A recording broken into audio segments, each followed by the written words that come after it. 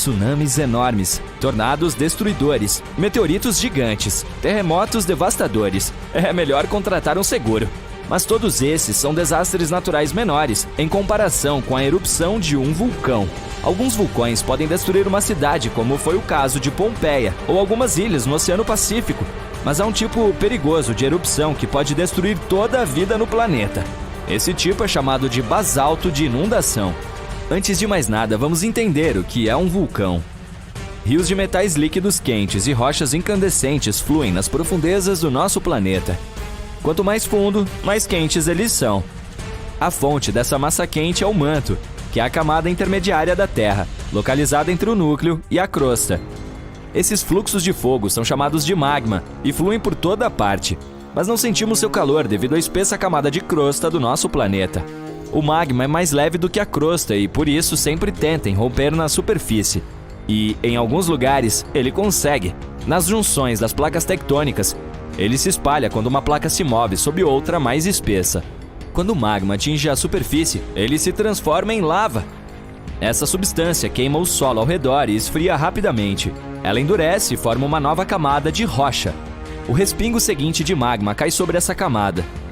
Assim, uma montanha surge camada por camada ao longo de milhões de anos. E, em sua boca, uma falha das placas tectônicas espirra o magma. Essa montanha é chamada de vulcão. Ela cospe lava e cinzas no céu, depois adormece e acorda novamente durante a atividade sísmica. Agora, imagine que vários vulcões gigantes comecem a expelir uma quantidade infinita de magma. Ele simplesmente não acaba e cobre um continente inteiro. Essa é uma inundação de basalto, e um dia, de fato, aconteceu. Há cerca de 252 milhões de anos, na parte norte do nosso planeta, muito magma se acumulou sob a crosta terrestre. Trilhões de toneladas de rocha quente estavam concentradas em um único lugar, em um território gigantesco. E, gradualmente, toda essa energia ardente começou a se infiltrar no solo. O gás quente começou a sair em diferentes lugares desse território. O solo tremeu sem parar e a crosta subiu centenas de metros. Tudo apontava para a aproximação de uma catástrofe iminente.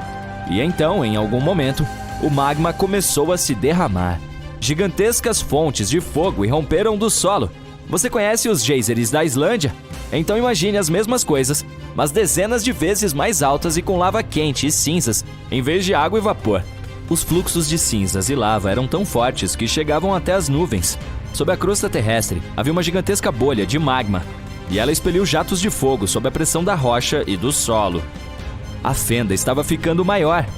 O magma estava fluindo por toda a parte. Começou a encher todo o continente norte. A inundação de lava se espalhava cada vez mais. Os fluxos de rocha derretida pareciam intermináveis.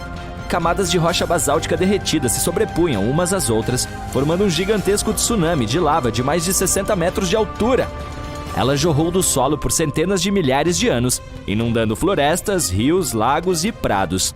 Ao mesmo tempo, bilhões de toneladas de cinzas vulcânicas subiram ao céu, o que poderia levar a um inverno vulcânico, pois o dióxido de enxofre contido nas cinzas refletia os raios solares. Isso pode ter reduzido a temperatura do continente em vários graus. Em seguida, a poeira e as cinzas provavelmente se condensaram e formaram nuvens gigantes que regaram a superfície com chuva ácida tóxica. Depois disso, a lava resfriada formou um escudo gigante e espesso, impedindo que o magma saísse da bolha de fogo sem fim. A catástrofe global havia terminado, mas apenas por um curto período. Trilhões de toneladas de magma ainda estavam fluindo sob uma espessa camada de basalto sólido. Os rios de fogo não conseguiam chegar ao topo, então se espalhavam para os lados. Como resultado dessa expansão, enormes redes foram formadas sob a rocha espessa. Elas corriam em diferentes direções como uma teia de aranha e aqueciam a crosta terrestre. Os gases começaram a sair novamente da superfície. Cada vez mais energia se acumulava ali, até que ocorreu uma explosão de força inimaginável. Além do magma, o dióxido de carbono e as cinzas escaparam para a superfície, enchendo a atmosfera e causando o efeito estufa. A temperatura em todo o planeta aumentou em vários graus. Essa liberação provocou outra catástrofe que começou no oceano. Havia depósitos de metano, um gás explosivo, no fundo do mar. Sob a água gelada, o metano estava congelado e era inofensivo. Mas o efeito estufa na atmosfera aqueceu todo o oceano. milhões de toneladas de metano começaram a subir à superfície. Esse gás é mais potente do que o dióxido de carbono. Portanto, quando atingiu a atmosfera, as temperaturas da Terra aumentaram novamente. O globo inteiro se transformou em uma sauna quente. Em lugares que antes eram frios e úmidos, a temperatura atingiu a do Saara moderno. É claro que a maioria dos animais e insetos não conseguiu sobreviver a esse cataclismo, mas a vida oceânica sofreu muito mais danos. O calor e o metano reduziram a quantidade de oxigênio no oceano. Os peixes e outras formas de vida marinha não conseguiam sobreviver nessas condições. Novos problemas surgiram quando as bactérias anaeróbicas começaram a se multiplicar na água sem oxigênio. Elas se alimentavam de metano e dióxido de carbono e liberavam sulfeto de hidrogênio, uma substância tóxica que envenenava ainda mais a água. Cerca de 75% dos animais terrestres e 95% dos habitantes do oceano foram extintos. Essa erupção de basalto foi o único desastre na história do planeta que destruiu quase todas as plantas e reduziu significativamente a população de insetos. Várias espécies dos animais mais resistentes conseguiram sobreviver nessas condições. O planeta levou cerca de 10 milhões de anos para se recuperar completamente. Depois disso, a evolução iniciou um novo processo de desenvolvimento da vida. E aqui estão duas notícias. A ruim é que as inundações de basaltos ocorrerão novamente e não serão menos devastadoras do que há 252 milhões de anos. A boa notícia é que ocorrerá em centenas de milhões de anos. Mas quando acontecer, a humanidade precisará estar preparada. Tudo começará no fundo do oceano. Primeiro, fontes de lava com quilômetros de altura começarão a ferver a água e a emitir dióxido de enxofre na atmosfera, onde refletirá a luz do Sol. Junto com as cinzas e o magma, uma enorme quantidade de vapor de água subirá no ar. O gado não sobreviverá e as pessoas terão problemas respiratórios. A chuva ácida e o aumento da umidade causada pela evaporação dos oceanos levarão à corrosão dos edifícios.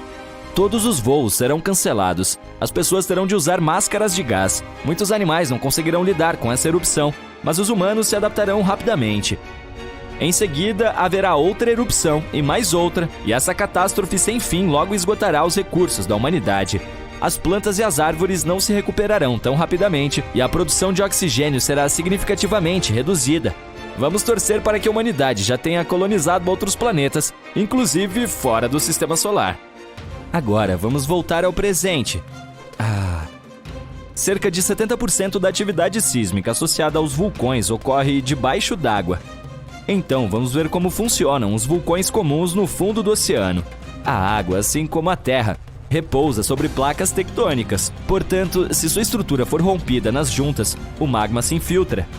Mas diferentemente dos vulcões terrestres, a lava aqui não se espalha em diferentes direções, queimando tudo o que encontra pela frente. Ela se solidifica sob a pressão da água fria. Os vulcões submarinos podem entrar em erupção por um longo período, com intervalos entre eles. O magma cobre o fundo do mar. Depois de mais 100 ou 1000 anos, começa uma nova erupção e uma nova camada de rocha se forma sobre a anterior. Durante milhões de anos, camada por camada, o magma está subindo. E então, um dia, um vulcão se ergue da água. O magma espirra para fora dele e aumenta sua altura. E agora temos uma grande ilha vulcânica. Em seguida, o vulcão adormece e a vida surge no pedaço de terra recém-formado. O magma flui do manto do planeta, repleto de vários elementos químicos. Essa mistura quente satura o solo com substâncias úteis e, assim, promove o crescimento de plantas e árvores. Então, pássaros e outros animais chegam ao local e a ilha vulcânica se transforma em um paraíso. Depois, os humanos chegam e pavimentam o paraíso para construir um estacionamento e uma franquia de hambúrgueres.